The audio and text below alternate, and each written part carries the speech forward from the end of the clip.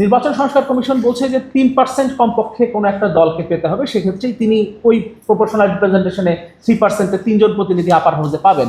কিন্তু সংবিধান সংস্কার কমিশন আবার বলছিল 1%। আমরা সংবিধান সংস্কার কমিশনের প্রস্তাবের সাথে একমত হয়েছি। আমরা বলেছি যে কোনো একটা দল যদি কাস্টিং ভোটের 1%-ও পায়, তাদেরও একজন প্রতিনিধি আপার হাউসে থাকবে। হাউসে 105 জন থাকবেন।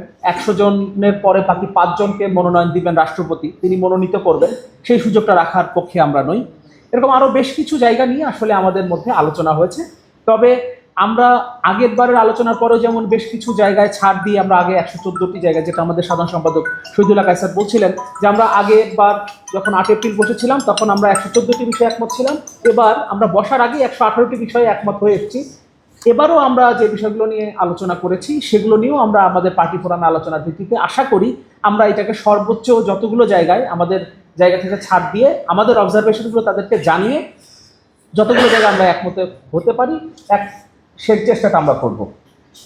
আরেকটা গুরুত্বপূর্ণ জায়গা ছিল, সেটা হলো সংবিধান সংস্কার কমিশনের প্রস্তাব হলো 1%, মানে প্রপোর্শনাল রিপ্রেজেন্টেশনে যেহেতু আপার হাউস হবে, সেই হিসাবে নির্বাচন সংস্কার কমিশন বলছে যে 3% কমপক্ষে কোনো একটা দলকে পেতে হবে, সেক্ষেত্রেই তিনি ওই প্রপোর্শনাল রিপ্রেজেন্টেশনে 3%-এ 3 জন প্রতিনিধি আপার হাউসে পাবেন। কিন্তু সংবিধান সংস্কার কমিশন আবার বলছিল 1%। আমরা সংবিধান সংস্কার কমিশনের প্রস্তাবের সাথে একমত হয়েছি। আমরা বলেছি যে কোনো একটা দল যদি কাস্টিং ভোটের 1%-ও পায়, তাদেরও একজন প্রতিনিধি আপার হাউসে থাকবেন।